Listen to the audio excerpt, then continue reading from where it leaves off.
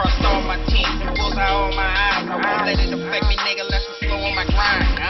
Freedom niggas still waiting on time. Most bitches in my DM always speak about my grind. I crossed all my teams and bullseye all my eyes. I won't let it affect me, nigga, less I'm slow on my grind. Freedom niggas still waiting on time. Most bitches in my DM always speak about my grind. Never feeling like I've done enough. On my kids, for my kids. All right. What's up? What's up? What's poppin'? Hey, it's Nate Dogg 916 coming at you live from Sacramento, man. Hey, you guys already know what to do, man. Hit that like, that subscribe, and that notification bell, man, if you want to keep seeing this fire content and knowing when it's going to come out. Also, if you have anybody you think whose story will help another or would be beneficial to the channel, hit me in the comments, man, and let me know. We'll do our best to get them on here. Also, if you can't get at us through YouTube, get at us on Instagram at nate.dog916, or you can get at the world-renowned producer Sandman at Sandman2788 on Instagram. But today, we got another one for you, man. I know it's been long overdue, and first of all, before I get into this, please excuse me the kennel. It's allergy season is in full effect, so you might hear some sniffling and some wiping. So excuse me, I excuse that from the beginning. That's what the problem is. So don't hit me in the comments asking me if I've been snorting powder. But today, without further ado, man, what they call you where you from, brother? They call me Splinter. I'm from Bakersfield, California, Kern County. And I also am from, representing today, YouTube channel Prison POV. Prison POV. Make sure y'all go check that out, man. Go see the brother on this channel, man, and show some love. So, I mean, first of all, you say you're from Bakersfield, brother. Let's get into that, man. Like, what's it like for young Splinter growing up in Bakersfield, California, man? Growing up was cool, man. We're getting into family life and that sort of thing. Just had my mom. I didn't meet my dad till I was 14. My mom she was pretty wild. She's on drugs and stuff herself. A lot of brothers and sisters. I lived with a lot of my aunts and uncles. And believe it or not, man, when I was 5 years old, not to get too deep, but I was literally kidnapped from a park, bro. And it messed my head up, man. It made me a lot of things, but later on in life, it made me a violent person, made me volatile. Not that I'm volatile today. Yes, sir. Do you remember any of the, I mean, I know you were young, but do you remember anything that you want to share about that kidnapping? I remember all of it. I remember every single detail. Well, I mean, if you'd like to share with it, then that's cool. But if not, you know, that's cool too. Just the best I can, man. I was at an apartment complex, and our apartment faced a playground, and there was a pool attached to it and a bathroom. I was 5 years old. My mom would let me go play on the park by myself, and some guy came and lured me into the bathroom that's connected to the pool. And I remember being really scared, dude, and knowing something's not right, you know? And we went in the bathroom. We were there for probably 15, 20 minutes. Some things went down I want to talk about, and I told him. Actually, I told him I had to go pee, so I did. We were back with the toilet, but the commode. Yeah. Where you take a dump, you know, back in the stall. I told him I had to go pee, and there's a urinal right by the toilet. He told me to go to the urinal, and I opened the door, took off running. Right. And there's a search party looking for me. And I didn't get too far. He tried to grab me and take off, and we had a next door neighbor. He was a kid. I think he was like a college football player or something. He was a black dude, man. He was like 19 or 20. He saw us, dude. And he walked over and just, boom, knocked him, dog. Knocked him out. And they got me, and that fool went to Tascadero for 10 years. And he got stabbed up in county jail, too, man. And I remember that they told my mom that in court. Just want you to know, man, that this dude almost lost his life. He got stabbed like a bunch of times. And his lawyer's like, you don't got to tell that to her. It's not her business. And my mom's like, yeah, hell yeah. Tell me. Show me pictures. I want to read about it, you know, so yeah. But that really affected my life. The only reason I brought it up. Okay. Right, absolutely. And right. So you know, so this happened at 5 years old, and you're at home. Mom's a drug addict, and you got brothers and sisters in the home, or later on in life. Oh yeah. When my mom hooked up with my stepdad, and that's when the brothers and sisters came, and that's when my mom started to tell a lot a little bit. But by then I was already 10 years old. She was pretty wild. Right. So my brothers came along. Home life got a little bit better. Okay, so something at some point in time led to from being in the house to being out in the streets. You know, not necessarily one incident, but a transitional time in your life that made you go out in the streets? Tell us a little bit about that, man. Well, when I was 14, 13, 14, start getting wild. Like I said, my mom had met my stepdad and had my brother and sister. So they had their little family. I was kind of like extra. You know, Right. a lot of people relate to that if you're the, you know, the extra kid, the step kid, whatever. They were to concentrate on their family. I was allowed to free reign. I didn't graduate from high school. I don't think I have any high school credits, dude. I never took any finals. I never went to school. And I started going to LA, catching the Greyhound when I was like 14, 15, being a runaway, skateboarding with the Mohawk. Right. Just being a runaway, man. Right. I don't think Okay. they get away with it nowadays, man, because all the homeless population. I've been tripping on that. See so many homeless, and back then it wasn't like that. If you were like homeless and stuff like that, you get a lot more love. You'd have a lot more action, bum and change and shit. You know what I mean? Yeah. Now they everywhere. I was wild at 14, 15, Okay. homeless So, oh, homeless. You were homeless as well. by choice, Right. runaway. Right. Oh, Runaway type. okay. Okay. So you out, you in the streets, you skateboarding, drugs? Any drugs or alcohol involved? Yeah, just smoking weed and drinking as at that age. And I caught a burglary when I was 14. Trip on Okay. this, burglary. They sent me to jail for 5 days, juvenile hall.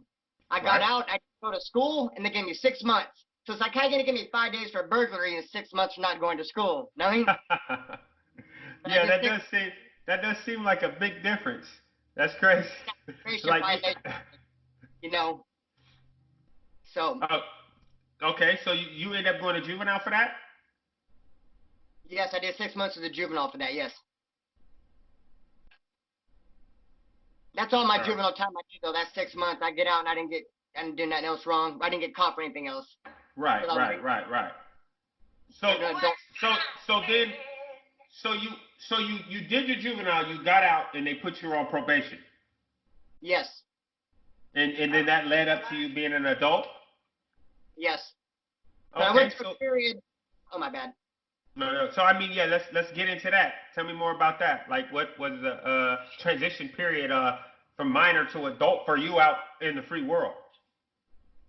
Well, about that time, like I said, whenever I didn't see my birth father since I was 2 years old till I was about 14 or 15. He didn't have nothing to do with me because my stepmom didn't like me. So she's like Oh, to me, son, and he picked okay, her. Which I mean, I right, disagree with. I would never do that. You know what I mean? If right, I had kids, whatever, I just think that's wrong. right, But when they got a divorce, then he felt guilty. He's like, I need to be a dad. My dad had a lot of money. So he okay, started telling me when I was 14 or 15, had me move in with him, and he felt guilty. So he would give me all kinds of money and just really bought me my first car. And I was a manipulator by then from the right, streets. If I right, see pour money on me, I could make you pour out a little bit more. I could work it, you know? And right, for unfortunately, sure, I did my own dad, yeah, but I wasn't close to him. He let me hang it for 14 years. right. You know, he wants to make up for it by buying me shit, and I'll let you make up for it by buying me Hell shit. yeah, run it in. I understand that completely. So that's Okay. my problem, though. So I start getting into Oh, drugs. okay.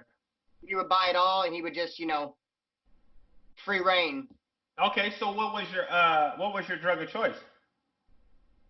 It was marijuana for the longest, but then my dad had a property, and when I was 17, I'd already dropped out of high school.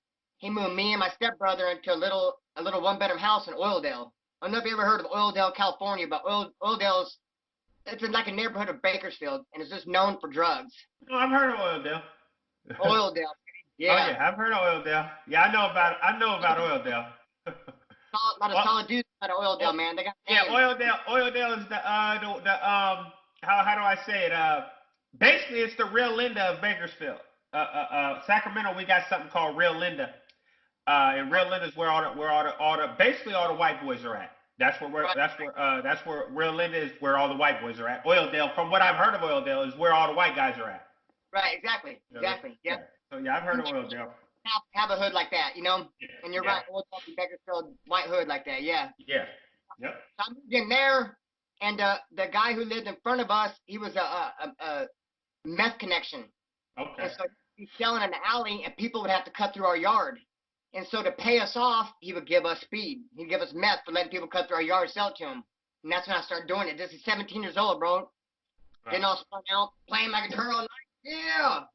Yeah. Oh yeah. Enjoying yourself, having fun Um, at first. It's always fun at first when you're doing Right. drugs. So the Right. addiction kicks in, man. Okay. And then your addiction starts to take control. hmm Then you do it because you have to, not because you want to. Oh, okay. And that leads, and I'm sure some of this stuff led to you committing your prison bid sentence, or the crime that led you to your prison bid. Yes, yes, yes. So you want me to get Do it. into that? Yeah, let's get into it. Yeah, yeah, yeah. So, like I said, 17, 18 years old, living in this little house my dad had given me, strung out on speed. I was actually shooting up, slamming at 17, dude. Ooh, shit. You Burning wasn't up. playing. And so I met my first wife, and we ended up having a couple kids, and she was clean and sober. She had the mentality, I want to try to fix and tame this wild dude right here. Right. Good girl, the bad boys think they could tame him type. Right. I was untamable. It didn't work out. So I'm in and out of jail just for drugs and stuff, and we would fight a lot. And when we would fight, she would call the cops and just say, he threatened to kill me or whatever, and that would be a terrorist threat. Back then, the laws would change. Now you have to actually give how he threatened to kill you, more detail. Back then, you could say, hey, he threatened to kill me, and they'll come get you and take you to jail, you know? So I went to jail for terrorist threats a bunch of times as a misdemeanor. I kept going to county jail. I get 5 months, and I have to do 90 days on it. I did that like 4 or 5 times back to back. Damn. Then we get out, I get out, and I'm fighting with my wife again. And this time I really am threatening to kill her because we had split up. And she married some dude at work, had like a new husband, and I wasn't really tripping. But her best friend told me they were going to move to Sacramento, and they're going to sneak behind my back.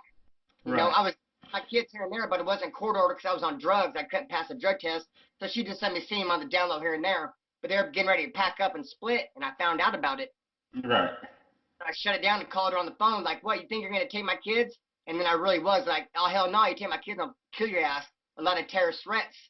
And they gaffled me up. And since I had so many prior misdemeanor terrorist threats over the Right. years, now it's a felony. And Okay. got my first term for terrorist threats, man. How long did they give you for that? See, it's kind of messed up, dude, because how they did it, man, was I made a threat at 10:50. Then I made another threat at 11 o'clock. Then one at 11:15. Then one at 11:45. Like 5 or 6 threats in a row. It should be one felony, one threat. They gave me like 6 or 7 or 8 charges. They stacked them all up. Oh. Yeah. So they ended up giving me 2 years, but my stuff was on appeal, and my lawyer told me this is not going to be able to stick, dude. You know. Right. Gave me 2 years, and I got out. And I did not program to go around my parole officer. Stuff was on a pill. And I thought I would get out and beat the pill and not be on parole at all. So I just didn't check out. And one day I got a letter in the mail saying, nah, you lost your pill. You're on parole. And now you're absconding. Check in, fool. Okay. So what ended up happening? Did they end up catching you? They caught me. And then my deal after that was I never ever would get parole, a good program. Felt like they burned me and gave me too many charges for some petty shit.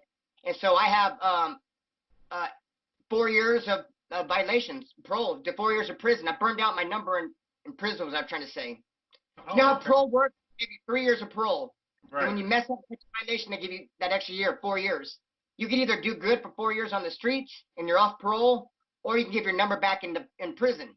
You know, do a year violation, now you have 3 years parole. Do another year violation, 2 years of parole. You could burn it out and sign. That's what I did. I burned out my whole 4-year parole inside of 4 years of violations. Oh shit. Okay. On my first- Yeah, yeah. Damn. I never reported. Yeah. Oh, so every time you was absconding from the gate, every time? Yep. So I did Fuck. a year and a half for the term, and then I Right. did 4 years of my. So I did 5.5 years behind that crime. Behind Behind one phone call. You didn't even do nothing to nobody. Mhm. Oh, that's fucking bullshit. Oh, the justice system's fucked up. Oh, It is okay. And then trip on this, homie. So then I paroled from Soledad. Right. North. I got 2 months left on parole. I get out. I'm like, hell no, I'm not gonna report. You're gonna have to catch me. And when they do catch me a couple months later, 4 months later, I was out. They arrest me. I say, what kind of wants, hold, and warrants do I have? No, you always ask, what am I looking at? And they said, nothing, you're clean. And I said, no, I'm absconding. They said, no, they discharge you. So those fools discharged me, and I didn't even know. I was out there running from the cops. I was running from parole, and they weren't even chasing me, bro. Okay. So, did you end up going back to prison after that? Yeah, I caught another term. Okay, so what was that about? That was for burglary GTA. And let me just tell you this, I did the same thing. I never reported. I did 4 more years of violations.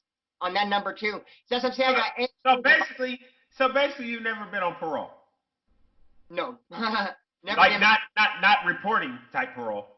No, only one time I did because I inherited a house and I got out and squatters and shit were living in it. So it's like I got a program for a little bit to take care of this business, but I only made it out like 6 months. Ended up getting violated anyway. So, Okay. So yep. So you do 8 years in violations. First of all, that's that's a lot. That's crazy, dog. I'm gonna be honest. That's crazy. That's a lot of fucking violation time, bro. But I have known people. Like that, like from every side of the fence, like color, race, gang, all of that. That's like, fuck that. When they let me out, they gonna have to catch me. I'm not going to report to nobody. I actually think that me and my bro Dex might be the only ones I know that actually got off. That we know that actually got off parole by doing the parole. Everybody else I know, man, fuck that. They catch me when they can. But I'm a 2 striker, so we can't play with them like that. Plus, you did 17, bro. I mean, shit, if I did 17. Go back for a day. Yeah. I did 17 years, no breaks. Yeah. But you know, this ain't about, So you did the second bid. You stretched out the parole time. So wait, I'm sure there's something in one of these bids, like a war story, some work you had to put in. Let's talk about some of the prison shit. A little bit about the prison shit. I don't like to get a lot into that part, but I mean, you in the yard. Did you get affiliate? I mean, obviously, who did you run with while you were in prison? Woods. Ran with the Woods. Oh, so you ran as just a Wood, a regular, in general, white guy in prison. Yeah. I never clicked up with nothing like NLRs or skinheads or nothing like that. And you know, when you go in there, a lot of people ask, like, how do you join the Woods? But when you come in as a white dude, you're automatically just a Wood. Yeah, that's what I was just about to clear up for everybody to understand. If you're not affiliated with nothing as a white man, you're just a Wood. You're just a basically the Wood car is like the black non-affiliate car. You know what I mean? It's just that's if you in there, you riding with your people, you're not affiliated with nothing. So like I said, you ran with the Woods. You ran with just a white guy in prison, basically. As everybody who knows from watching California prison shows, the Woods. Yeah. Can I clear some up real quick? Absolutely.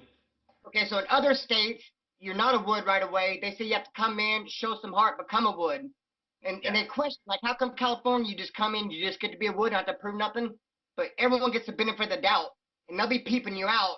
And if you don't perform and you're not up to par what a Wood should be doing, they'll demote your ass as a straight Caucasian or lame or not. So everyone gets the benefit of the doubt coming in. You ain't got to prove nothing. Right. Especially, and for those who don't know from California, especially in a lot of prisons, the Woods numbers are low. They're low. You know what I mean? So it's about you got to perform when it's time to perform, but you ain't making nobody put in no work off top because you need the numbers. You know what I mean? I know how it works because I'm from California, so I know. But you know, hopefully that clears it up for those who don't know how we rock out here on the West Coast. Just think they know. Understand it's treacherous out here, man. It's not as easy as y'all think. But anyway, let's get back into this. So you in time, you doing your time. We all know about the doing time part, but I'm sure there's some work that you put in that you haven't shared anywhere else that we can go ahead and share with the kennel real quick. Okay, I'd like to talk about this one. I just briefly touched on it in one of my very, very first videos, and I'll talk about it again, but I'll go a lot more deeper and cover a lot of details. On one of your videos, though. Yeah. Oh, yeah, that's fine if you shared it on your videos. Yeah, that's good. But just briefly. So this is one of my favorite ones, dude, because I couldn't stand this freaking guy, man. I couldn't stand him. And he had the keys to the building, and kind of touchable at that point. We just can't go around fighting people for no reason anyway, just because you don't like them, just beating them up, you know. No hands policies, and you got to get along type shit. But I just like this dude, and he had the keys. He was just a scandalous ass dude, man. And so one of my good homeboys was in the hole. I got the Soledad after a big riot we had with the blacks, man. All right. Big one, yeah. And so you know the program, dude. You got to participate. How do you guys operate? If someone doesn't participate in a riot, will you guys get that ass later? Will someone get disciplined if they get seen running and shit? Definitely. Off top. No questions. Off top. Yeah. So we had this big riot, and I get a kite from the hole for one of my good homeboys from my neighborhood, who I'm going to be interviewing on my channel soon, by the way, too. Good homeboy of mine. I was in a riot with him at a previous prison. We was at CMC West. We got in a riot together with Southsiders. Now we're at Soledad, getting this riot. He sends me a kite from the hole, saying that fool that has the keys to the building who I don't like, he saw it laying down with his own eyes. Told me to handle that shit. Yeah. We were supposed to jump them the 3-on-1, but the other two Bakersfield white boys there with me, they didn't want to ride on it. Because you know this too, Nate Dogg, like, say like you have level 1 points. And you get to a spot, they're going to make you go, you know, CTQ, stick it out on the level 3 yard for a minute, find a quarter to commit clear for that level 1, right? Okay. And so these two white boys I had in there with me from Bakersfield, they was just trying to go level 1 yard. They didn't really want to participate in this removal. Well, I never had to, me personally, I never been on anything but level 4.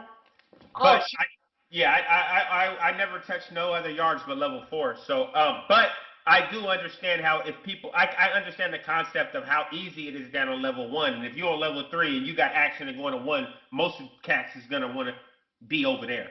You know, I was 4, so we didn't have a choice. I was always 4. It wasn't a choice. You was either gonna ride or you was gonna get rided on. Dang. Always 4. I guarantee you got some good stories in too, homie. Always up 4. Yeah. We'll get to that. Believe it. We'll get to that. Yeah. So basically, yeah, these dudes, before you do go to that level 1 though, you got to go to level 3, confine the quarters till they peep you out, see if you're even eligible to go to the 1. You know? Okay. These dudes go to the 1, they're like, we don't want to put no work in over here and stay. And there's a lot of tension because we just had the riot, big riot with the blacks, right? Another one, you know. Of course. So they wanted to participate in it, and they were trying to send kites out to the main dude who had the keys for the yard for Bakersfield, trying to get him to overwrite the kite I got from the hole. And I said, you can't do that, man. Plus, this kite from the hole is addressed to me. I would look like a lame, like I was trying to get out of some work. And I was like, oh, you're trying to get dude to overwrite it and cut this corner or whatever. Right. So I said, fuck that, man. I'll just handle it by myself then. And I was gonna stab him, but since there's just a big riot, there's only one knife in the house white boys had. They didn't want to let go of it, so they had me use a sock and a lock, which is actually pretty effective. Sock and a lock, yeah. Yeah. I've never had to, but I can assume it's pretty effective if you do it right. Yeah, and it's funny because it was during mail call too, man. You know, mail call's pretty loud. They're like, you know, Davis, spread 34, Gonzalez, spread 35. It's real loud. You're in a dorm. You're in a dorm. Oh, okay. I'm hitting him with sock and lock. He don't want to bitch out and take off running or be like, help. And this bunk was not bolted to the floor, so he's like shaking the bunk while he's running for me, trying to create a lot of noise for the cop to look over there. You know what I'm saying? Finally, the cop did, and I chucked that sock and lock. I threw it, hit over near some Mexican dude who dismantled it, and snatched me up. Salute to the Mexican dude that dismantled it, man. Yeah, he was a northerner too. He was a northerner too, man. And actually, the lock hit pretty close to him, dude. If it didn't hit him, it came awfully close. But he knows what's up. He wasn't mad about it. Yeah, he put the sock on and put the lock on his locker. That was, you know what I mean? Not literally. Yeah. I love that. I love when people do solid shit when they don't have to, man. Oh yeah. Yeah, because it's that game recognized game type shit. You know, we all gotta help each other out, man. Like I was telling a story, just real quick. I was telling a story on one of my interviews where I had to get on somebody with a piece, and they put it down, and I slid off. They didn't even see me, and I'm sitting by a door, and I happened to be sitting by a Crip door. The people in the cell was Crips, and I was like, bruh, and I slid it under the door. They flushed it. I'm like, oh, good stuff. That fast. And I'm looking in the window like, hey, man, flush that, man. And they flushed the piece for me. Like, that fast. Yeah. So basically, we went to the hole for the for booking the duel with the weapon, but they never had a weapon. You know what I mean? Yeah. They dropped it, huh? Yeah. Well, we ended up getting a shoe turn because for the battery, they just gave us a battery on the inmate, but they couldn't use the weapon. The DA didn't want to pick it up, so it helped us. Yeah. It was in High Desert. You know, the DA was trying to pick shit up there. Oh yeah. So you get down, do the police end up snatching you up? Snatched me up and gave me that assault with a weapon. Okay. And what's crazy is I only had 2 months left. I was supposed to go home in 2 months. I was doing a violation. They maxed me out, gave me a year, but I have a year to be maxed out. endorsed me the Corcoran shoe. And when they came like 8 months later and dropped it because they couldn't find a weapon, I was like, you guys are way past my out date. Shit, if you're gonna drop it, I was supposed to go home 6 months ago. So I was like, okay, let me go right now. But they never do that. The long process, the red tape. It took like 3 weeks to get me out of there, dude. And they're past my out date. But what was cool is they kicked me back to the yard, and I sold up the dude who had the keys, and he had a bunch of weed and heroin and wine. And I was like, I don't want to say celebrity, but I was like, you know, that looked good. I just came fresh from the hole. For using I know. Oh, I know how it is when you come from the hole after doing some work. Yeah. And they don't, you know, be smoking all day and shit. Chilling. So it was cool, homie. Yeah. So eventually you got out of prison. Got out of prison. And you know, what's now? What's now for Splinter? What we doing now to make, let's say, for those that are looking at us? I mean, I know you got kids and some more shit. So what are you doing to make either a better future for them or to show them that there's a better future for them? All right. Well, my number one foundation, man, I gotta say is I'm a believer in Jesus Christ. You know, so that is my foundation. I do go to church. That keeps me very straight. And just the fact that I don't want to go back to prison. I don't want to pick up no more charges. I'm off the parole. I don't want to catch another case. That's what settled me down, man, is because when I first discharged my second number, I was still messing around the streets. And I had this hustle. I was posted up in his apartments with this connection, just getting high for free, kind of like being not the bodyguard, but just being like, no one's going to run up on you if I'm here type shit. Getting high for free. But when they quit selling, then I just couldn't, who's going to get me high now? And I had to go start stealing, doing that shit again. I was like, no, I can't do it. I'm done. I got 12 years in the pen, the in and out. I'm tired of stealing. I'm getting older now, tired of hustling. I went to something called Celebrate Recovery. And it's at a church. I started going to Celebrate Recovery, bro, and start going to church. So that I've heard of that. I've heard of that. Yeah. That keeps me level, man. I'm not perfect. I still struggle, obviously. I start taking pills. I'm on the methadone. I smoke weed. So I'm not perfect. But I'm not that. It's good. It's good. You know, weed, from what I've heard, weed is a calming thing, especially for people coming off of hard drugs, and it helps relax them. It helps them keep them. I can't personally. I'd smoke weed if I could, but I can't because I drive trucks for a living. So I can't have nothing in my system. But believe me, if I didn't, I'd be smoking right now. But you know, that's good, man. It's good to see that people are coming out and trying to do everything the right way, man. And I appreciate you coming on my channel. And we're gonna line it up probably. We're gonna probably line it up soon for probably next week, so I can give you an interview for your channel, so we can we can get it popping. You know what I mean? And hopefully, I wish you most success. If you want to send any shout outs to anybody, go ahead and send them shout outs right now. Man, there's so many. There's too many to name. I'm afraid if I start shouting people, I'll forget somebody. But all my subscribers, man, the ones who rock with me every day and talk to me in the comments and help inspire me. Say your YouTube channel again, too. Inspire you. I thank you, all you people, man. Thank you very much, man. Yeah. Did you say your YouTube channel? Shout out though to Sandman though for monetizing my channel, helping me out with the channel, bro. He deserves Sandman 2788. Yeah, I told him.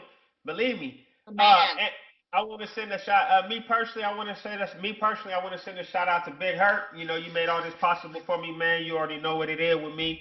Thank you, Splinter, for coming on. Make sure you guys check it out. His Instagram, his Facebook, his Instagram and his YouTube will be scrolling across the bottom of the screen. Sandman will put all of that in. You guys make sure you go like, subscribe, and hit the notification bell on his channel. Show him some love, make him go up. Let's get this shit popping. Positivity for 2020, man. And if you don't do nothing else out there, man, y'all stay loyal, man. Just stay loyal. It's real simple. What? Yeah. The hardest bait to catch is the one you catch it with yourself. It's a motherfucker when they put you on that shelf. I done been that nigga, served 7 straight. Thought it was impossible when a nigga heard that day. Judge put that hammer down. Yeah, I kept a straight face. Turned around and seen the tears rolling down my baby face. 8 seconds, 37 shots, cost me 7 years. Them prison bars change you, force you overcome your fears. Whole world, nigga, you better grab a coat. They pointing fingers on them fans, niggas under oath. I know some real fake niggas ratted on they bros. I see some real sweet niggas take it in the throat. They beat every clip, nigga, I ain't never ever froze. I'm still squad up, nigga, I ain't never chose. Some official claimers, we was never folks.